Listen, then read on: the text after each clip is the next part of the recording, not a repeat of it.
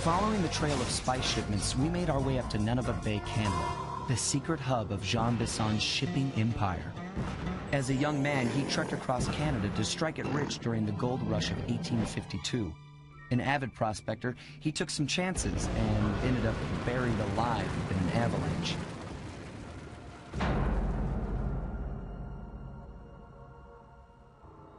Miraculously, the quick freeze kept him alive, and 120 years later, thanks to global warming, he thawed out.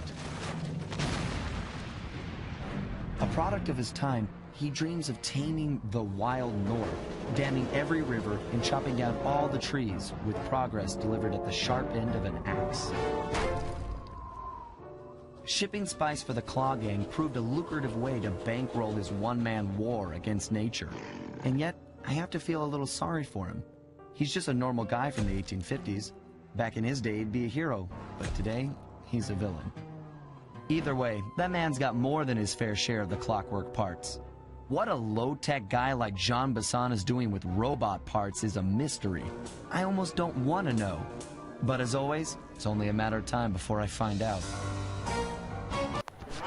Hey, jackpot, Sly! That's Jean Bisson! Looks like he didn't notice me come in.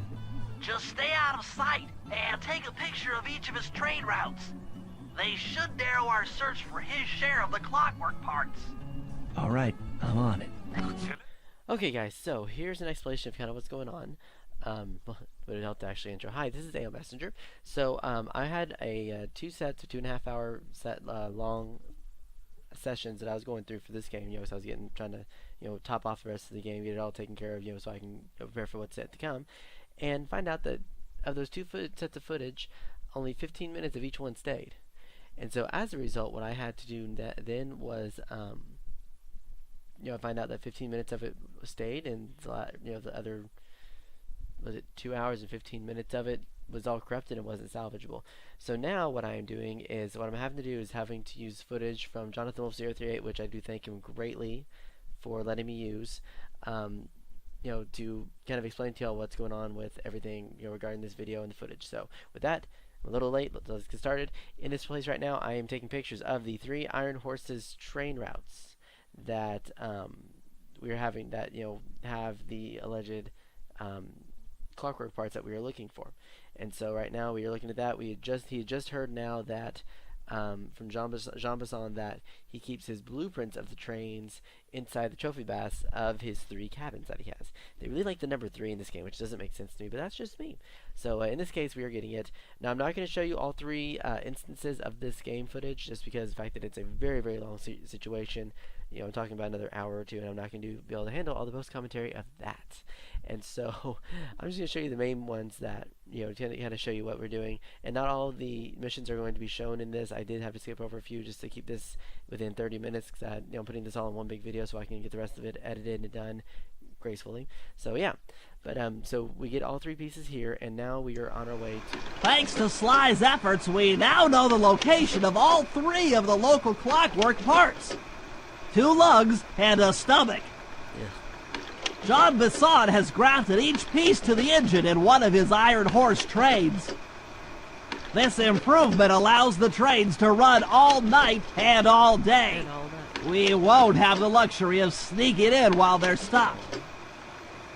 While they're in motion, the only way aboard is through a hatch on the caboose roof, which unfortunately has been locked down.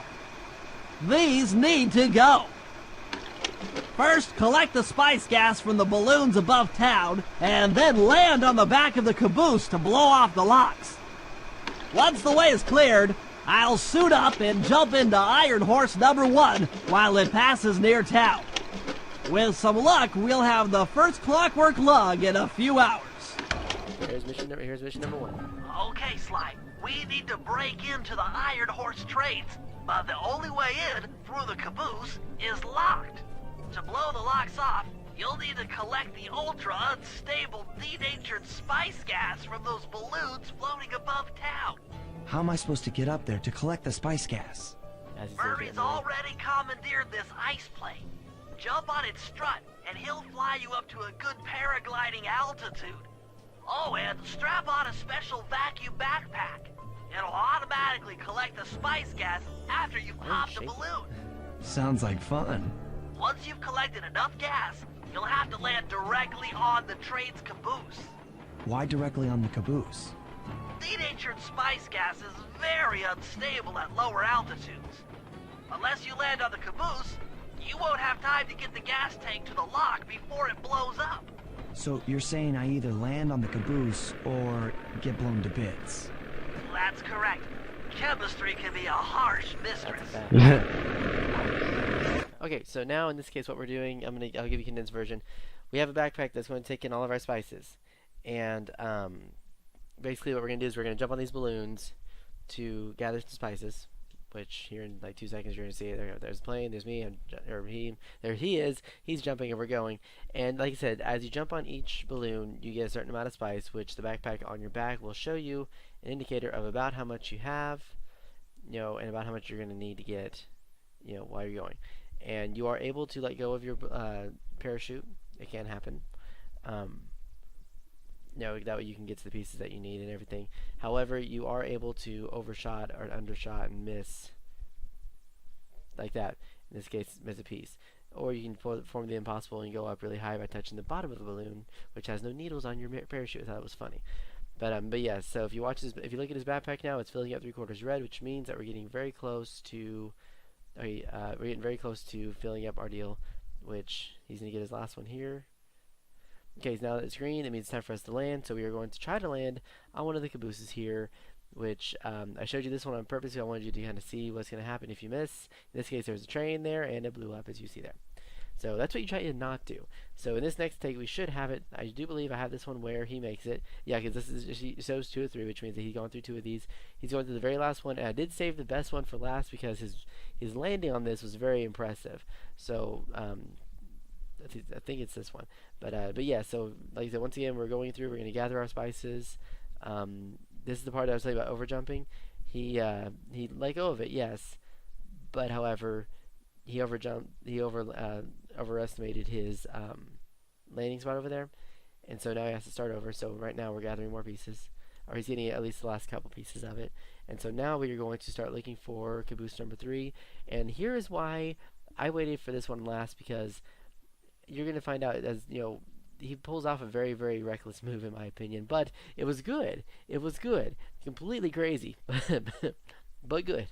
He moves around the tracks that he landed on the first time and spots his landing on the thing. And he has a Matrix moment, so that was kind of funny. But yeah, that's... You guys did it! All the Iron Horse trains are unlocked! That's all there is to it. Alright. Now in this case what we're doing is we're gathering... Oh my gosh, look at it. Yes, Clockwork Slug! As you heard. Sweet. Outstanding! Chalk up one strange robot organ for us, and one less Iron Horse train for John Bassan. There you go. So The now, gang and I had pulled off the impossible. We'd successfully robbed all of John Bassan's Iron Horse trains, and we were walking away with 3, count them, 3 clockwork parts. And as a bonus, we shut down spice distribution in all of North America. Needless to say, we were pretty pleased with ourselves. Can't say the same for Carmelita. Once again, the framed policewoman had to run from the cops, which was fun at first, but I'm starting to feel a little sorry for her. I mean, what if they replace Carmelita with someone else? I don't want another cop on my tail. She's a big part of why this is all fun. of course.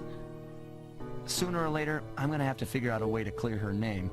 Some way other than turning myself in. That's for sure. Things just weren't right up in Canada. Random acts of violence were popping up like weeds, and the Northern Lights, well, they just weren't right. One night they'd be brighter than ever, and the next, gone. In Nunavut Bay, I overheard talk between Jean Bassan and his mysterious partner Arpeggio. Somehow, those two are behind it all. Tracking the source of the disturbance was easy. By simply following the lights, we were led north to an immense lumber camp. The sheer number of fallen trees advertised Jean Bassan's presence and that he was in possession of the clockwork talons. Thieves Raccoonus makes numerous references to the talons slicing through plates of steel. A skilled lumberjack like Bassan could clear a forest in hours while wielding the artifacts. Those talons have got to go, both to finally do away with Clockwork and to save the environment from his twisted sense of progress. The world just doesn't need to make space for another strip mall. Amen to that. Okay, so now what we're doing, we have arrived at the second location where we actually will deal with Jean Bassan directly, and we're taking pictures of the battery charger that we have, the battery charger and their location where they're at. In this case, this one's inside the lighthouse, which we'll be going in this lighthouse a few times. But like I said, we're trying to figure out, get some reconnaissance work done on it. And in this case, we're having trouble with trying to get a picture of a chair, a simple little chair. But yes, we find out that it's been blocked off by an itty bitty chair, which could easily be knocked off. The Murray could handle himself, but that's just their thing. And now, we're looking at what is how they're charging up the the battery charger and the generator, and we're trying to get a picture of the spinner, which I'll admit is a hard thing. It's a difficult thing because like for me, I always tried to move around with it and try to take pictures as it was coming by, and I had a hard time with it. The way it's so funny though is he doesn't have a spinner in his picture, which I did almost the same thing. I had like a itty bitty part of it on my corner. And so now, they're recommending that we just head back, get a picture of Jean Bassan, kind of see what, his was kind of hard to take because if you don't have the perfect angle, even with the lights on, it doesn't let you take the picture. But once you do get the picture taken, which we'll have shortly, you will then hear this lovely sound. Oh, Sly, listen in. He's mumbling to himself. Come on, Jean. You got it in you. Those lumberjack games need some more competition, eh? What would attract the participants? Bullseye! I'll post the Clockwork Talons as a trophy. That should bring in the competition. Although, who am I kidding, eh? I'm gonna win just like every other year. Oh, it's tough being this tough. It sure is, yeah. Alright then. Head back to the safe house. We need to talk about these lumberjack games. Then we get to this.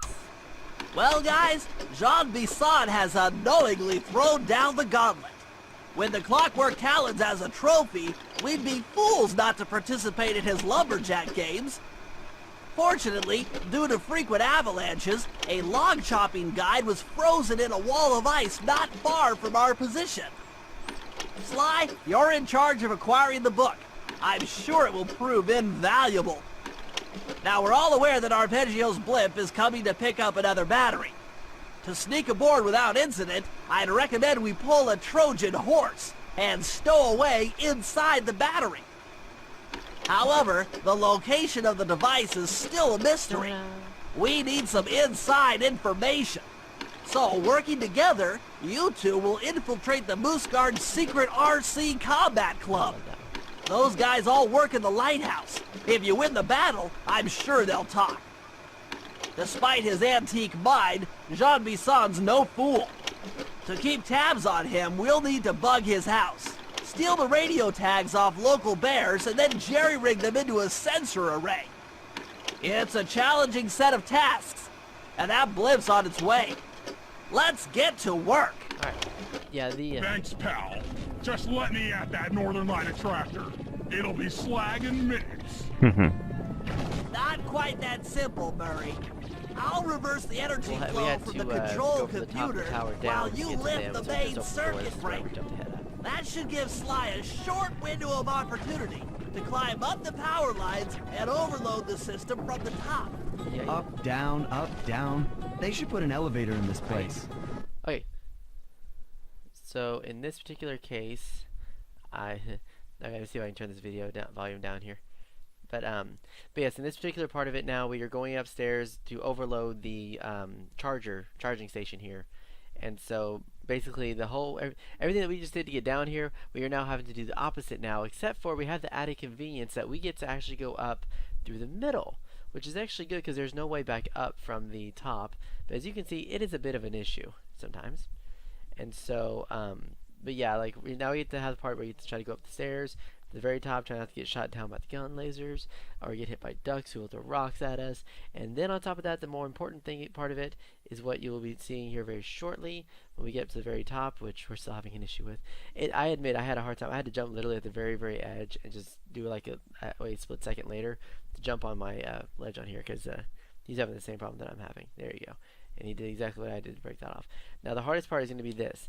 Every time the wires turn red, that means the electricity is about to surge through it. And you cannot be on the wire, otherwise that happens. And so, you have to be very careful that you don't, basically eat it, kind of thing. And so in this case, he's barely dodging, a bunch of these. See, like that right there. I don't know how he didn't get hurt by that. I'd have been smothered there too. But yeah, your entire objective is to get all the way to the very, very, very, very top. Up here to hit the switch that you could have hit on the way in, but apparently wouldn't have done any good. But now that we did it, we finally hit the switch. It is stopped sitting charging through the battery as it is overloaded, and so we now get to hear this. If we can trust Murray's informant, that's the silo with the battery hidden inside. This is after we beat the RC challenge, which I didn't get to show. We'll have to drain off its northern light energy. By attaching a boat's grappling hook to the top of the silo, we should be able to deplete power from the battery. Murray's in position to help throw you out onto the boat. Once on board, I'll hack into its steering controls and move the vessel close enough to fire its grappling hook.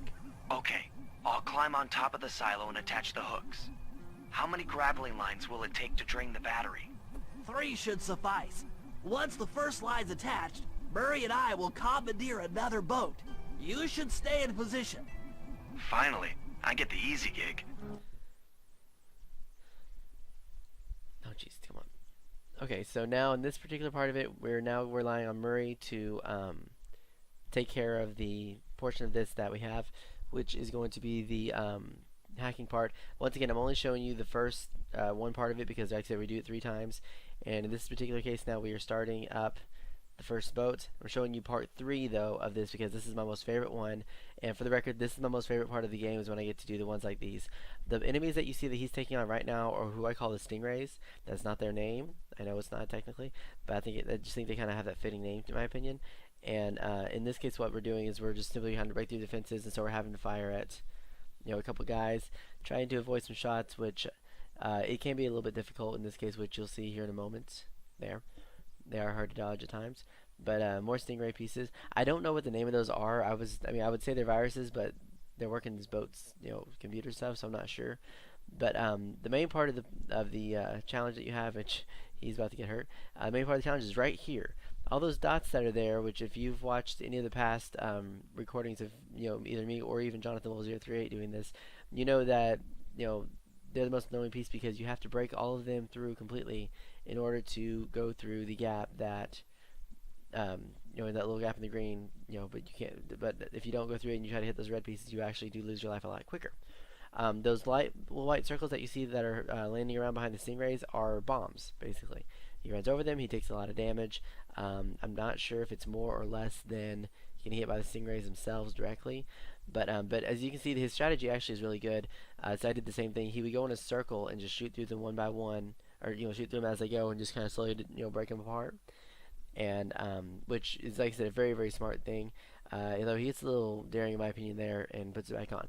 Now, part 1 of that is done. Now part 2 is going to be going up to first of all, getting on the boat. I will warn you now, if you do this part, do not jump and attack while you're on here. I found a glitch that killed Bentley twice in my recording of this. I remember doing that.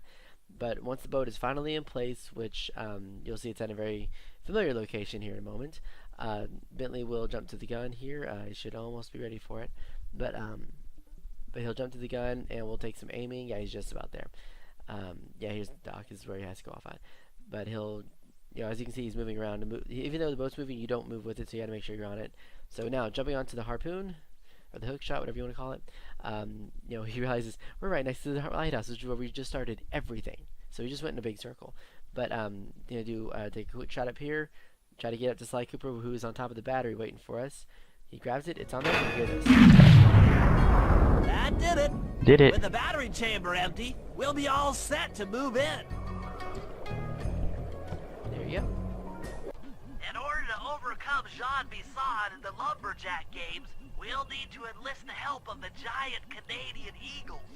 Their nest is out on that iceberg. Steal one of the eggs, and then bring it safely back to the safe house. We'll use it to direct the eagle's protective instincts against Bisson. Sure, sounds easy enough. Right. Except for the part where I have to I'm swim gonna a half talk a mile about the through top of this, freezing so you can water. read the text if you want to see what it Swim says. when you can paraglide. This will be the part that When the you'll oil actually main's have. all My footage will be destroyed, jumping back the in here, pent-up actually in a few combustible seconds. But materials have just caught yeah, fire. so hopefully you guys I understand this. see.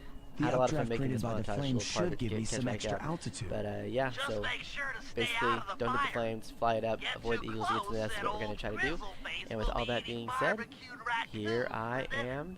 That's back. a charming image, Bentley. Okay, guys, I am back. We're gonna try this one more time. We have rested, we have gone to work, and I forgot how to glide or jump. I may burn for this. I'm gonna burn for this. I am not going to burn for this. I cannot believe that worked. I forgot to jump to the X button, not the circle button. It's been one of those kind of days, I'm telling you guys. It's okay, no complaints here. No complaints. We're gonna do this. I am over my frustration of the Eagles, even though they are my favorite animal in the world. Unfortunately, they're annoying in this game. Just between us. Let's see here. Right up. One more time. I believe we have one more after. Oh, two more after this, actually. Okay. Alright. Alright. One more, and then we gotta start to avoid the eagles. Yeah, as sad as it sounds, I actually talked to a person I know that likes to play this game, tell him about this whole situation, and according to him, you should be able to just bob and weave it. I have no idea. I didn't look any of this up because I really don't know. So we're gonna try taking his advice, and we're just gonna bob and weave. So let's Watch out for those eagles. They don't look friendly. obviously. Okay. Ah. He's waiting at me. Okay. And I can't drop because if I drop, then I'm gonna lose it. Alright, let's do it. Let's go.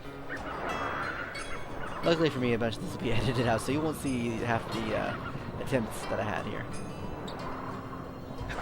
Yeah, there you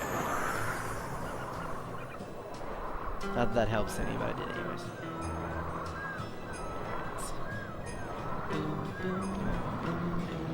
Alright. Alright, let's go up and go.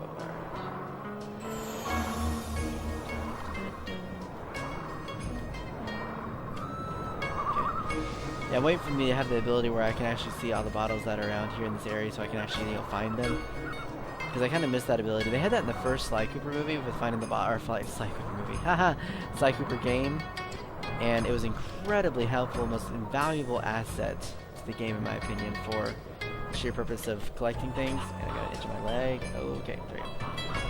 For the record, I was holding the remote up, doing all my controls, and itching my leg at the same time. If that's not multitasking, what? Then what? Watch out for those eagles. They don't we're gonna do look this way. friendly. Okay. Nope. Oh, yeah. Go, please go all the way. Thank you. Finally. That was a lot harder than it looked. Oh. Give me that egg. Yeah, Canadian eagle egg. Excellent job. If you could get that eagle egg back to the safe house, we'll be all set for the lumberjack games. I'll smurf you, buddy. Okay. I don't like doing this. I have to fight the water and do all this. Not even fun. Okay.